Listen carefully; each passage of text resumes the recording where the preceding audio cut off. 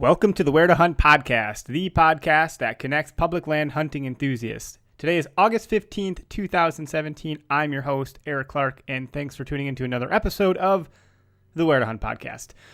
This week, we bring on guest Wes Hanson. He's with the Release Bowhunting podcast. He is also from Wisconsin, based out of the Green Bay area.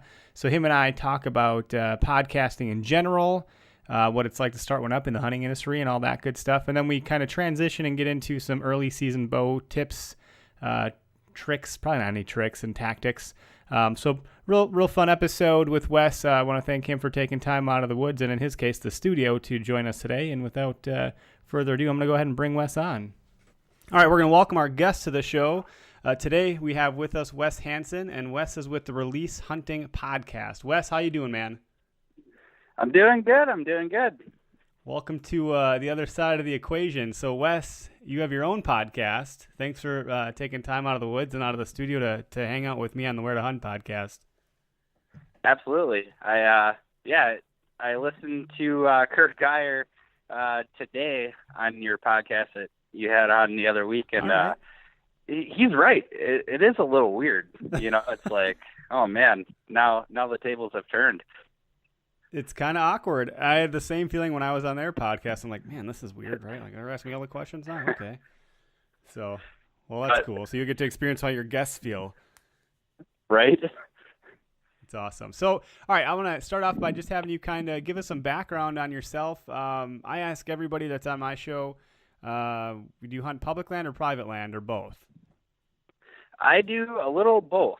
I'm in Brown County, home of Green Bay, literally 5 minutes from Lambeau Field, but you get 20 minutes north of Green Bay, it opens up into the farmland and a lot of public land around here. I do have the opportunity, like I said, I do hunt both. So I do have a property that is private that I get to hunt on, yet we are surrounded by public land. So definitely take advantage of both. Awesome. And you said we were talking a little bit before I hit the record button here, but it sounds like you like public land because it's a challenge. It is. It's the public land we have up here is actually the DNR did a really good job with the public land that we have up here. We are able to leave stands. You just have to name them, tag them with your ID number or driver's license number. So there's a lot of ladder stands you walk by. A lot of people are respectful. You get the little bit of the bunch that if you're daring enough to put a trail camera out there, I'd recommend putting a cheaper version of a trail camera, nothing expensive, because those probably will get ganked. But stands and stuff, people do respect them. It's a lot of work to going get a stand down. It's not as much to just pull a trail cam off a tree, I suspect. It's probably has something to do with it. Right. And we're right up next to the Bay of Green Bay, so it's a lot of marshland, a lot of swampy land.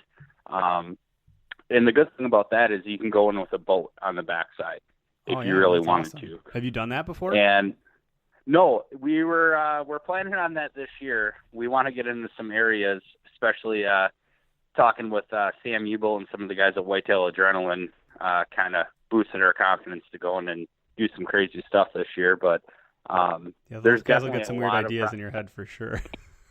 Yeah. It's you watch those guys and what they do and what they pull out of public land. It's like we know there's big deer back there. It's just getting back there, and so we have the capability of doing it. It's just going out and doing it. Sure. Yep. My dad and I tried canoeing into a spot, thinking we were being all clever.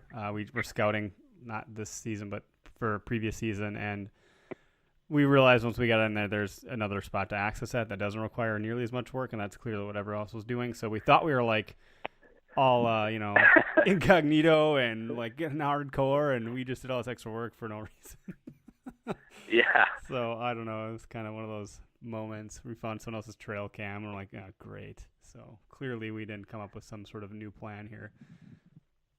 It's tough because, the public lands up here, it's not like they're big chunks.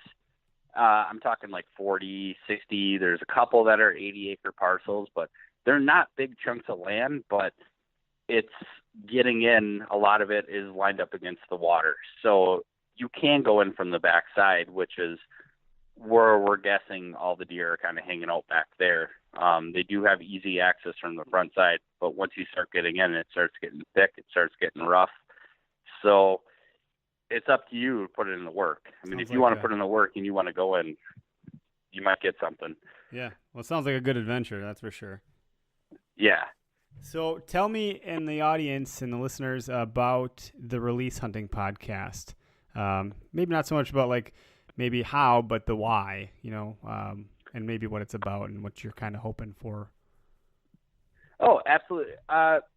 Basically, I listened to podcasts for quite a while, and I kind of wanted to get into the hunting industry in some way, not just for, I guess, going out and trying to be rich and famous, because I'm going to tell you the first thing, and you know it, you're not going to get rich off a podcast unless you're like a Joe Rogan or a celebrity or something. But yep.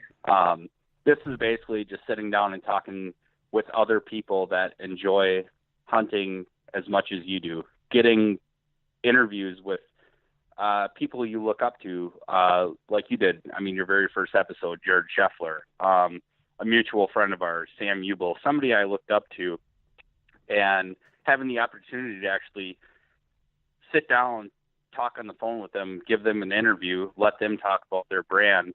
That was something that I just could see myself doing, and I just went for it. And after I got into it, I realized it's a lot more work than just buying equipment and recording.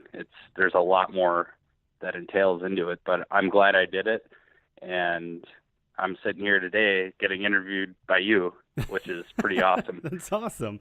It is a lot of work, but it tends to be worth it. I mean, the one thing I love most, if we're just kind of talking about podcasting, is simply just the opportunity to talk about hunting.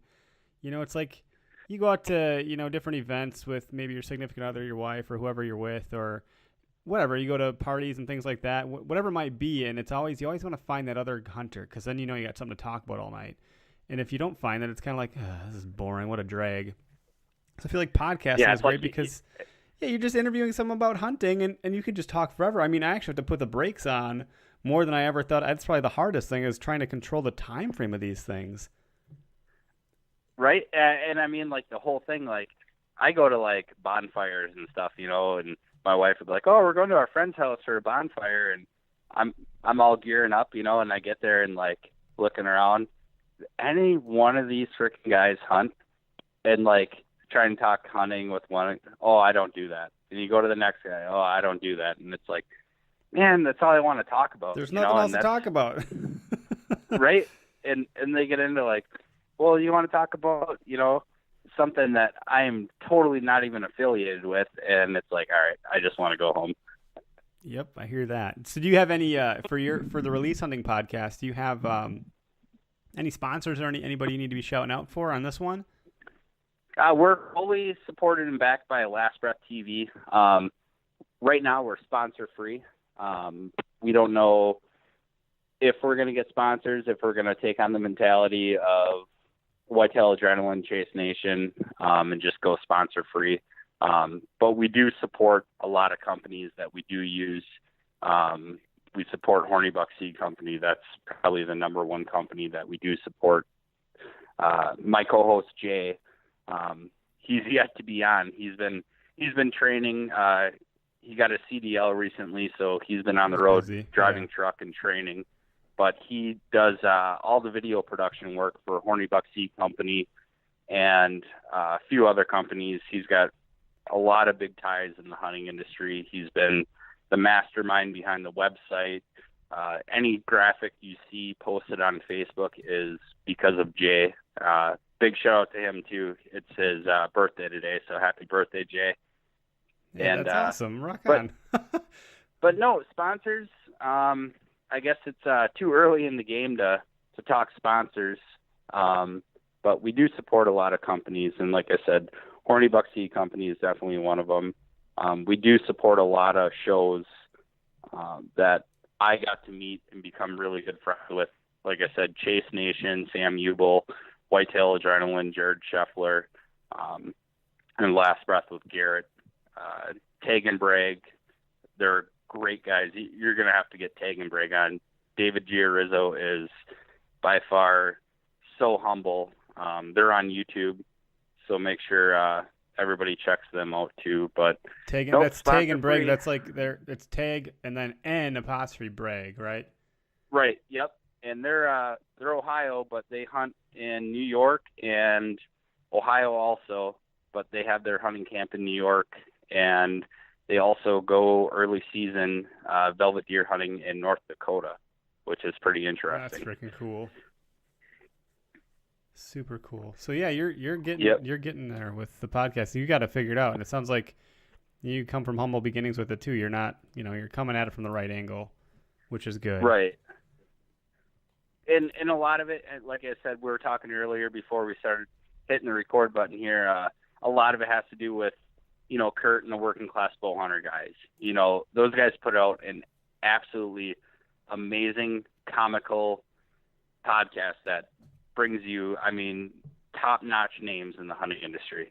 And on top of that, they're funny. They have zero filter. And Kurt's one of the most down-to-earth people. I've reached out to Kurt for help, and he answers any messages, anything I ever send him. He'll always point me in the right direction, and Kurt's been great to me. I know he's had you on. Those boys are blue-collar, down-to-earth. I have nothing but major respect for them, and then I actually had the opportunity to meet them down in Illinois at the Last Breath TV Season 3 launch, and those guys are absolutely hilarious. So make sure you listen to their podcast too. Yeah, I think on the last episode I did, I told people to stop listening to mine and go listen to theirs because it's better. Yeah. It's just such a different feel. It's so hunting. It's just like it's like you're there. It's like you're with the guys when you listen to that. It's that camaraderie. I don't know. It's like they did it right. They made it feel like hunting camp, and that's what they said from day one. And it does feel like you're sitting around a bonfire, drinking a couple, as they say, bush lattes, and just shooting the shit. And they bring a different element to hunting podcasts than what's out there, So I think slowly over time they're going to overcome a lot of hunting podcasts, and they're going to be probably the number one hunting podcast. Yeah, I don't think it'll be hard for them to accomplish that if they're not already. But they so they're great, and yours is picking up a lot of steam as it stands. I've been at mine haphazardly since like 2014. I go in my little spurts, and it's usually when it comes around to be hunting season I start caring about it again. It's hard, man. It's hard to get on the schedule. Yeah. But the one thing I figured we'd talk about today, since it's right around the corner, in fact, I have like a little countdown app. I think I've been sharing on social media here and there. But it says that we currently have 31 days till the bow opener here in Wisconsin, which oh my God, it's 2 days before the expected due date of my daughter that's on her way. So it should be an interesting season for me. We'll see how it goes. Yeah, good luck to you on that. Oh my God. Yeah.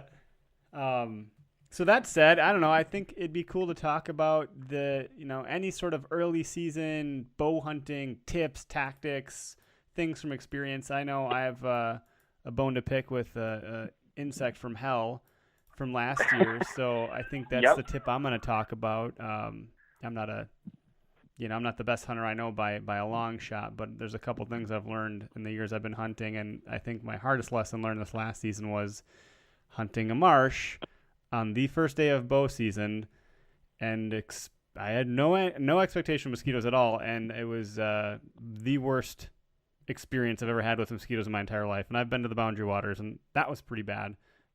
This didn't even come close. It was terrible. Like I don't know what was going on. I'm around a lot of marsh, a lot of wetland, and I know exactly what you're talking about. Mosquitoes early season, which is my number one turn off, because if I'm not comfortable in the stand, it's obviously sitting still, and I'm a scent freak. I use ozonics. I wash my clothes. I put them in sealed totes. I, prepare. It literally takes me 45 minutes to an hour to prepare for a hunt prior, the night before, just trying to get everything ready. And I spend so much time being so careful, and I get out there and mosquitoes are just buzzing around. It's like, okay, there's got to be a fix. So I went and bought a thermocell at Cabela's. Well, it helped. It helped greatly, but they're so thick, and it makes everything so uncomfortable that early season, it's a real struggle to sit. Yeah, at least it was. I mean, and I think maybe depending on where I might go or if I need 2 thermocells. I know I went out last year and my thermocell, like I just wasn't prepared. I didn't have that part prepared. I had everything else prepared except for I didn't have like my little, I don't know, whatever that little cloth thing is you stuff in there. It was like old, and I was like, oh no, is this thing going to ignite? And by the time it actually got up and like, puffing, it was too late. It was too late. Yeah, it gets overbearing. The big thing, I think, over season, not only the insects, but you hit those days where it gets, 75, 80 degrees, and it gets too warm. And I don't think the deer necessarily move as much when it's warm. You can go out there, sit at 2 o'clock, 3 o'clock. I think sitting early mornings in early season is kind of a waste. And you're still trying to catch, the bucks in their bachelor groups, which is really hard.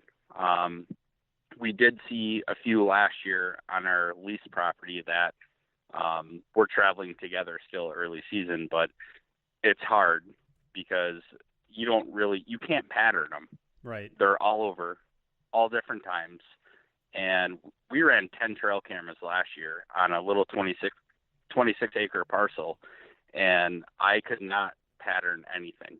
I had a different buck on camera every night. Everything was nighttime, and it just got to be a struggle trying to figure out how am I supposed to catch these deer. And then once the leaves fell off the trees, things changed. But that's when it was different. That's when you noticed a difference. Yeah, that's when I started to kind of notice a pattern with certain deer. A lot of them that were on camera prior, I never seen again. I don't know if they just said peace out to the property and went to the next property, which we were surrounded by cornfields, bean fields, all types of agricultural fields around us. Our property was more or less a travel property. Okay. They didn't stay. We didn't have much. We had one food plot. It was more or less just a travel property. So it was really hard for us to try and get anything dialed in. We were successful. One of the guys did shoot an 8-pointer early season. We weren't able to track it because of a neighbor, and he wouldn't allow us to recover the deer. So that's the worst. Sam Ubel shared a story like that on I think the last episode he was on, maybe the first one, episode 36. I might be mistaken, but that's the worst. That's heartbreak right there. I don't know how someone could deny the right to go retrieve a wounded or dead or dying animal. I just think that's crazy. Yeah, and it's not like he was an anti-hunter. We met him prior. We swapped information, which if you're going to lease a property and you're surrounded by private property and public property, the big thing is make sure you know your neighbor, which we did everything right. We swapped numbers. We told him we wouldn't go on his property. We wouldn't hunt his property lines. We wouldn't do anything like that. And when it came down to it and we actually harvested something and it ran on his property, he wouldn't give us the access. So the rest of the hunting season was a big worry because it's like, all right, now if I shoot something and it goes on his property, what's the point of me being out here? Right. Because I won't be able to recover it. And I don't want to take a deer's life just to let it die on his property. He doesn't care. So yeah, the fact that he's not even willing to go retrieve it and do anything with it himself, it's like, man, what an a-hole. Right. Right. Yeah. Seriously. But everybody runs into it. It's not just, you're right. I'm sure there's multiple people that run into it, especially if you're on public land and you're butted up against private land. Oh yeah. Then they're really not letting you on. Yeah. Then you're really screwed because they're pissed. You're hunting, they're next to public land. It's depending on the owner. It's really a thin line. Yeah. Yeah, you're right. Well, so and we've been hunting the state parks. We haven't had to worry about anything like that for many years, but those stories freak me out. I hear you 100% on not doing that again for obvious reasons. But one, I was think, what was the other tip I had seen here that I came across? So a lot of, depending on like the temperature, like you mentioned, it can be really hot sometimes. Yep. I've heard, read, and I've tried it, but I haven't had too much success with it yet. But to make sure you're maybe hunting like near a water source, because if it's that hot out, these animals are getting thirsty. Right. And with the water, like us, we're around the bay, so it's a little bit different. We have tough. water everywhere around us. And what we noticed on our private property, yet we're surrounded by public, a lot of the deer were coming from the water onto our property towards the night.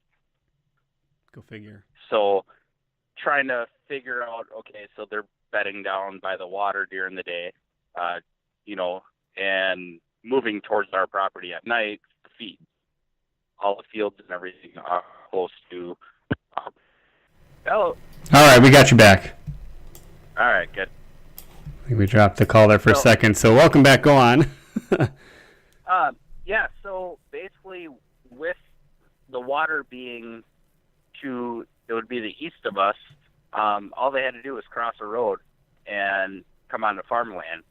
And we noticed at night, towards the evening, they were coming from the water to the agriculture basically around 5:30, 6 o'clock at night, just before dusk. And we kind of pinpointed that, all right, they're obviously bedding down close to water, and then they're moving across the street, because all of our trail camera pictures, like I said, are at nighttime. We barely had any daytime movement, being a travel property. Yep. So we're trying to pinpoint and figure out, all right, how are we going to get anything on camera, see anything with this property early season? And it just happened to be, if you're on a travel property, we had does during the day with young fawns and everything traveling during daytime hours. But it didn't get anything on camera until leaves started to fall. Then we started seeing different bucks. And we had daytime pictures. And that kind of got us ramped up, like, all right, just hitting October, now we're getting bucks daytime. Now it's time, maybe try sitting during morning hours instead of going out at night. Yep. And I still, until it was getting close to November, I still didn't see a buck during daytime. I had 2 bucks come in at night just before dark, and they were at a standstill. I had 1 buck walk behind me, which I didn't hear. My ozonics was running. The wind was perfect. I mean, it was literally dead wind. And these 2 bucks walked in. They stood still probably 60 yards in front of me. It's all timber. And I didn't know if they caught me, saw me, or what happened. And I just happened to hear something behind me, and I looked over my left shoulder, and I seen a pretty nice 10-pointer. Oh, wow. The 2 bucks in front of me were just a little fork and a 6-pointer, and they didn't move. They just stood there, and it was like they were looking at me, but they're staring through me. And they sat there and stood this 10-pointer down. He was snort-wheezing. He was making all types of noise, stomping, and I was just kind of, I didn't want to blow my stand out. I just sat there, and then I texted my buddy and his dad, and I said, what do I do? And they're like, well, we hear it. Just stay put, stay still. And it got pitch black. And I was still sitting there, and they were still in a stand down. Wow. So that's pretty cool to see, though. Yeah, it was definitely cool to see, but it kind of broke my heart because I had this nice 10-pointer sitting literally 8 yards below me to my left. You couldn't do anything because the other ones would have busted you out. Yeah, that's, oh, man. So I ended up, I got a little impatient. I don't think I blew myself out of the stand, but I kind of hit the side of my stand and made a loud noise, and the other two ran off, and he still kind of hung around the base of my stand. And I sat there for a good 45 minutes until I got down. And when I got down and got to the base of the tree, he was in the field directly behind me, and he wasn't even paying attention to anything in front of me anymore. He was just kind of wandering through this bean field. And after that, pretty much every night we went out, we seen deer, but it wasn't until leaves hit the ground. Wow. So early season advice, wait till the leaves hit the ground. Well, I mean, it's hit or miss. Yeah. I mean, it's definitely location. I think if you're on public land, try and get in early season to a spot that you think nobody else is going to go into. And if it's by taking a canoe, a boat, anything to get into, I think that's your best bet. Private land, early season, the only thing really advantage is food plots. This year we put 5 food plots in with Horny Buck Seed Company, and we actually, 2 of the plots we did a winter plot, a late season plot with turnips and radish and anything you can hold them late season. They'll still nibble off the leaves and everything growing on the top early season, but we're kind of trying different things out. I mean, we're just basically testing the waters of certain food plots right now. We put a lot of clover in for early season and hoping the clover takes off. We've had a lot of rain. But if you have the advantage early season to put a food plot in, obviously do it. Right. I'm looking at a couple other things here too. There doesn't, I mean, you talked about it a little bit, you touched on a little bit as far as, you know, going out in the morning versus the afternoon, and there it's pretty subjective. There's not really, I mean, it's hunting, so nothing's absolute. There's no real objective truth. Right. But I mean, there's all these weird arguments about, you know, go in the morning, don't go in the morning, go in the afternoon, don't go in the afternoon, go in the evening, don't. It's like, it's crazy. I mean, really, if you want to see deer, you just got to get the hell out there. I mean, maybe It'll increase your chances more at a certain time than a different time, but the real truth of the matter is just get out there, because you're always going to learn something. And being out there, you're going to see something, whereas you not going, you're not going to see a damn thing. And my big thing with early season personally is I don't think as many people hunt the early season because it's kind of miserable, because of bugs, because of hot temperatures, a lot of foliage. You know, it's just a different time. So I think, you know, the bucks aren't used to the pressure of hunters yet. They haven't gone nocturnal. So I think that's a great time to be out personally. As far as morning, afternoon, evening, I don't know. It depends on what time I have available. I'm going. And it literally, it's, unless you have a large property that you can really pattern deer, if you're hunting public land, it's all luck. It's, if you can get on a good trail, obviously watch Whitetail Adrenaline, what those guys do, because they go in, Jared's like, he's got a nose for it. He just knows. And he sees where to go. He sees the sign. They walk in, I mean, and 10 minutes later, you know, they have a giant. And it's all on what property you're on, your location, how pressured it is. And it's all new to me. And I've just been picking up things through my own personal trail camera experience, what I have on trail camera early season, late season. And the comparison on my end is night and day, because early season, I have bachelor groups. I had 5 bucks on camera at one time coming up the that's cool. field. And, I mean, a lot of scrappy bucks. I mean, I'm not talking like 140, 160. Decent 8-pointers, shootable 8-pointers. But after they get out of their bachelor group, they're gone. And then it's kind of, you're in that mid-state of, okay, where do they go? Who stayed around? And then you get a week or two of literally nothing on camera, or nothing but does and fawns or whatever else. And then once the leaves are off, I started seeing multiple bucks. Some of them that I've never had on camera early season. Yep. And it's like, well, where did this one come from? Well, you hear about how far deer travel. Yeah, it's crazy. it's like talking to, I started this, I don't have it available anymore, but I had this Facebook page with, I shared a lot in Brown County trail camera pictures with other people. Mm-hmm. Well, multiple farms around us had the same trail camera pictures of the same deer I had on trail camera, and they were 4 or 5 miles away.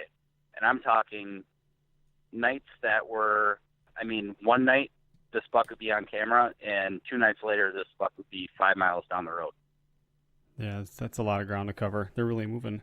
Talking like that gets me, gets in my bones kind of excitement, where I can picture those crispy days, the crunchy leaves, and seeing the breath come out of that buck's mouth or his nose as he, trudges up a frickin', little hill or bluff or something like that. And I'm painting that picture of that time when you start to see on social media, like fall. They're moving, or they're chasing, or their noses are down, or, there's going to be a cold front moving through. This is going to be it.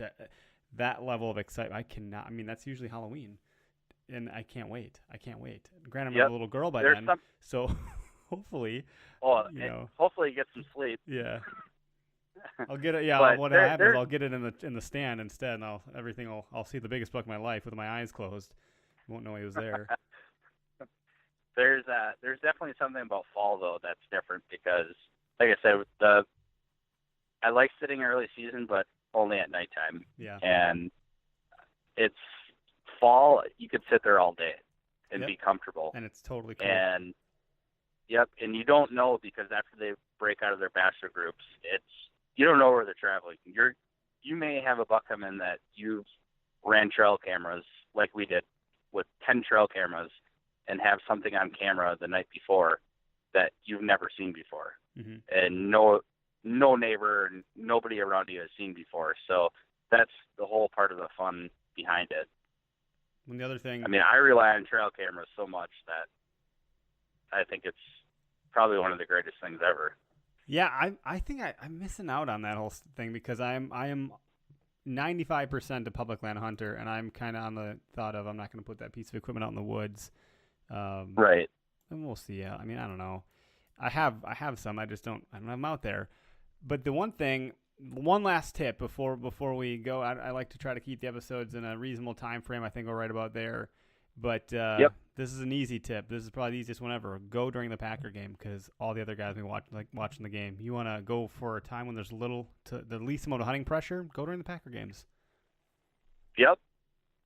You have a cell phone, so you can that's a good point. Look at the score if you want. Everyone has live streaming nowadays too. You get some headphones in. Watch it from the stand if you have to, but I tell you what, you're going to have a lot less guys in the woods when that game's going. Absolutely. That's a really good tip. So that's my last little early season tip. I like it. But mine would be if I had a early season tip, it would be if it's so hot out like it usually is, scent cover, and just be careful of your scent early season because you're going to be sweating, you're going to be hot. Thermacell is probably the best thing to purchase early season if you're anywhere around mosquitoes. Yep. And if you have an opportunity, private land, food plots. Put in early season food plots, your best advantage. Yeah, it's smart. And obviously with the horny buckseat stuff that you're talking about, I'm sure that's got to be a really good way to go about it. Absolutely. One thing I'll mention, I don't mean to plug myself while I have you on here, but speaking of Thermacells, this isn't for the app or anything, but I started the W2H Rut Club, which is the Where to Hunt Rut Club. It's a Facebook group. It's a closed group, so you have to be invited to it, and it's for Wisconsin only. But it's just a way to keep track of what's going on with the rut as things start to pick up. There's going to be more and more activity that comes to the page. But what I'm doing to help promote it for the moment is I'm going to be giving away a free Thermacell to one of the group members. All you have to do is invite people to it. As long as you're inviting people to it, you're going to get qualified. And I'm doing I'm going to do the drawing on September 1st live via Facebook from the Where to Hunt page, and we're going to pick the winner. And they're going to get a brand new camouflage Thermacell from like a real tree camouflage Thermacell. Nice. I'll definitely make sure we share that on the release page. There you go. And if you're part of the group, sharing it's kind of tricky, so maybe a screenshot. I'm not sure the best way to do it because you can't share from closed groups. And I want to keep it closed because I don't want the anti-hunters to get in here and stink it up with their nonsense. So Yep. I want to keep it exclusive to a degree. I mean, it'll be mostly open, but anyone starts getting weird in there, they're going to go bye-bye. I agree. So that's what I got. Well, let me have you end with this. Where can the listeners find you and your podcast? What are the many ways that they can enjoy and listen to your show? Well, first of all, thanks for having me on. I appreciate it. We've been talking for a while.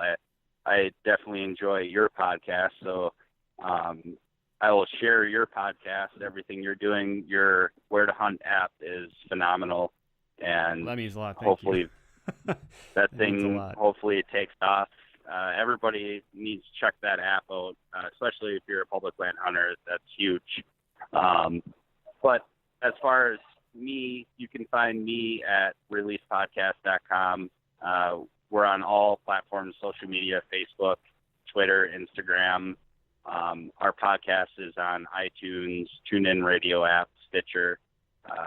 Working on a couple other platforms right now, but that's basically where you can find us, and release a podcast every week. So hopefully you guys enjoy it. But definitely check out Working Class Bowhunter podcast. Those guys are great, like I said before, and check your podcast out too. So hell yeah, if you're listening, keep listening. If you're not, definitely check out the Release Hunting podcast. The Working Class Bowhunter guys are great. I can't say that enough. I'm excited to see where you go with things. And if you ever need a guest on yours, you know how to reach me. Absolutely. Cool, man. We'll have a good one. Good luck this season, and we'll be in touch. Thanks. Looking for a spot to hunt? Download the free Where to Hunt app for your smartphone today. Avoid hunters, see less people, see more deer. With the Where to Hunt app, you will know where other hunters are before you see them. Just search Where to Hunt from the App Store to download today.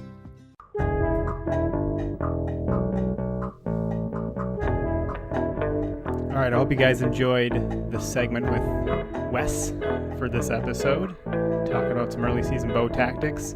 Something else I'm going to touch on here, tip of the week. It's a weird tip.